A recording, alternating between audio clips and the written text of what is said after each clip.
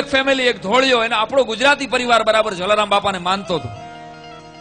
અને આ બાપાની પાઘડી ને બાપાને પગે લાગ્યા કરે. બાપાનો એક ફોટો વીરપુરથી લાવેલો, અને એમાં ઈ માણસ પોતે એક જે ધોળિયા મેનેજર પાસે કામ કરે એના કઈક 500 જેટલા કરોડો રૂપિયા કઈક હલવાણા.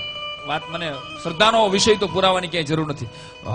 લાખો ને અબજો રૂપિયા હલવાણા. એટલે ઓલામાં ગુજરાતી જે સેવક હતો, એનો નોકર હતો, એને એના ધોળિયા શેઠને કીધું, શેઠ, અંગ્રેજીમાં કીધું કે તમારું આ કામ થતું નથી, તો હા તમે એકવાર અમારા ઇન્ડિયાના સંતની માનતા કરો, જો તમારું કામ થઈ જાય. કે I don't believe in God. તો ભલે તમે ન માનતો, એકવાર તમે માનતા તો કરો. અને મિત્રો, વિધિની વક્રતા જે ગણો એ ઓલા ધોળિયા માણસે જલારામ બાપા સામે અગરબત્તી કરી માનતા કરી, જો આ કામ થઈ જાય ને તો હું એકવાર અથવા મારા કુટુંબમાંથી કોઈ વીરપુર દર્શન કરી જાય. એક શ્રીફળની ખાલી માનતા કરો, જાજી નહીં. તમારા પૈસા મુબારક, અમારા જલિયાણ જોગીને કાવડિયાથી મતલબ નથી, ખાલી શ્રીફળની માનતા કરો. સાંભળીજો.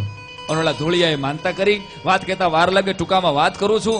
એ 3 મહિનાની અંદર 500 કરોડ જેટલા હલવાત હતા, એ બધા પૈસા ઢગલો થઈને પાછા આવી જાય. ઓલો માણસ રાજીનો રેડ થઈ જાય. વાહ વાહ. પોતાના નોકરને બોલાવીને ભેટી પડ્યો, તારા ઇન્ડિયન સંતની મેં માનતા કરી હતી, એક ખાલી શ્રીફળની માનતા મેં કરી હતી, અને મારા પૈસા બધા છૂટી ગયા. હવે તો ઇન્ડિયા જવું પડે, મારી પાસે ટાઈમ નથી. તો તમારા કુટુંબમાંથી કોઈને જવું પડે. એમાં બરાબર બીજા જ મહિને એની જુવાન જોત 20 વર્ષની દીકરી યુરોપમાંથી એશિયાની ટૂરે નીકળતી હતી. દીકરી બાપ પાસે આવી, ડેડી મારે જવું છે ઇન્ડિયા ફરવા, મારે આખા એશિયામાં રખડવું છે. તેથી બાપે એકમાત્ર શરત મૂકી કે તું ઇન્ડિયામાં વીરપુરની અંદર આ મંદિરમાં જઈ અને શ્રીફળ વધેરી આવ, તો હું તને ટિકિટ આપું આખા એશિયામાં રખડવા. મારી માનતા છે બેટા, આપણે ઉભા થયા હોય આ ખટકામાંથી તો આ સંતને લીધે. ધોળિયાએ કીધું, સાંભળજો, જેને કોઈ સંસ્કૃતિથી લેવા દેવા નથી. દીકરી કીધું કાંઈ વાંધો નહીં, જવાબ આપ્યો, બધું સરનામું લઈ લીધું. વાત કરતા વાર લાગે, ટૂંકામાં વાત કરું છું.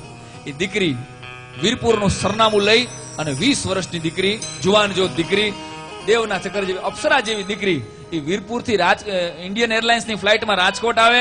રાજકોટથી વીરપુરને બદલે વેરાવળની બસમાં બેસી જાય. આપ જાણો છો વેરાવળ ક્યાં આવ્યું, કોકે કીધું નહીં એને. અને અંગ્રેજી ખાલી આવડે, ગુજરાતી તો જે હિન્દી જરા ફાવતું નહોતું. રાત્રે 2 વાગે વીરપુરના પાદરમાં પાછી આવી. હવે વાત શરૂ થાય, સાંભળજો. રાત્રે 2 વાગે જે મિત્રો વીરપુર ગયા હશે એને ખબર હશે કે વીરપુરનું બસ સ્ટેન્ડ ગામની બહાર છે, એસટી હાઈવે ઉપર છે, અંદર નથી બસની વ્યવસ્થા. એટલે હાઈવે ઉપર બરાબર ઉભો રહ્યો. આ બસ ઉભી રહી. રાત્રે 2 વાગે દેવના ચક્ર જેવી રૂપના અંબાર જેવી આ ફોરેનની આ 20 વર્ષની દીકરી સામાન લઈને બસમાંથી હેઠી ઉતરી. એક રિક્ષાવાળો ખાલી અડધો પીધેલી હાલતમાં એને કીધું, આમાં ઈશારાની ભાષા તો ઇન્ટરનેશનલ હોય ને, કીધું ક્યાં જાવ? I want to go at Jalaram temple. હાલો લઈ જાવ તમને. એમ કરીને સામાન રિક્ષામાં ગોઠવો. ઓલો માણસ પીધેલો હતો, એની મતીના ચક્કર ભમવા માંડ્યા કે આ છોકરીને, આ બાઈને ક્યાં ખબર છે કે મંદિર આમ છે. એને રિક્ષાનું મોઢું આમ ફેરવું અને કે આને બહાર લઈ જાવ. બીજા 1000 કમોતીના વિચાર કરવા માંડ્યો. જેવી દીકરી રિક્ષામાં બેહવા જાય, એ ભેગો એક વૃદ્ધે આવી અને દીકરીનો હાથ પકડી લીધો. હાથ પકડીને બહાર ખેંચી લીધી દીકરીને. દીકરી સમજી ગઈ કે આ દાદા મને ના પાડે છે આ ગાડીમાં બેસવાની, કઈક ડખો છે. સમજી ગઈ સ્ત્રીમાં એક છઠ્ઠી ઇન્દ્રિય કામ કરતી હોય ને કે આ કઈક ભૂલ થાય છે.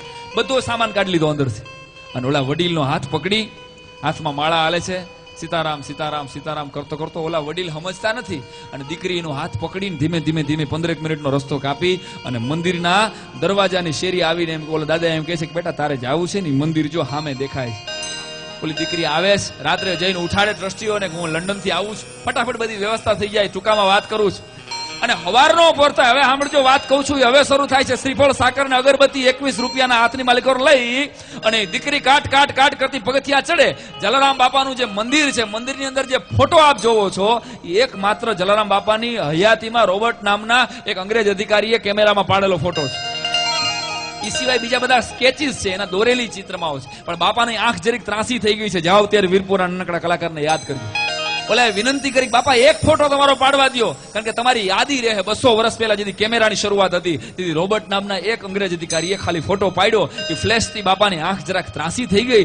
એ 5 ને 6 ફૂટનો ફોટો જોયો અને હાથમાં ફોટો જોઈને ઓલી ફોરેનની 20 વર્ષની જુવાન જોત દીકરીએ પૂજારીને કીધું, આઈ want to meet this gentleman, I want to meet this gentleman, મારે આ વડીલને મળવું છે.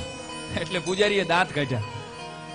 એટલે કે બેટા ક્યાંથી આવો છો? અંગ્રેજીમાં પૂછ્યું તો વિદેશથી આવું.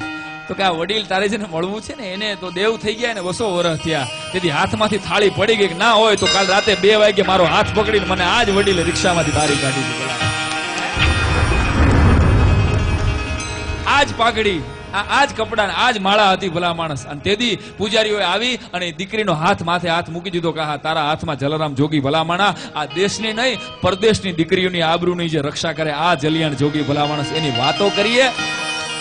તો આવી કેટલી રાતોની રાતો ટૂંકી પડે, આવા કેટલા ડાયરાના ડાયરા ટૂંકો પડે. ભલા માણસ જલિયાણ જોગીના વર્ણન ન કરાય. એને બે હાથ અને ત્રીજું મસ્તક નમાવી અને વંદન કરાય. સાંઈરામના સીતારામ.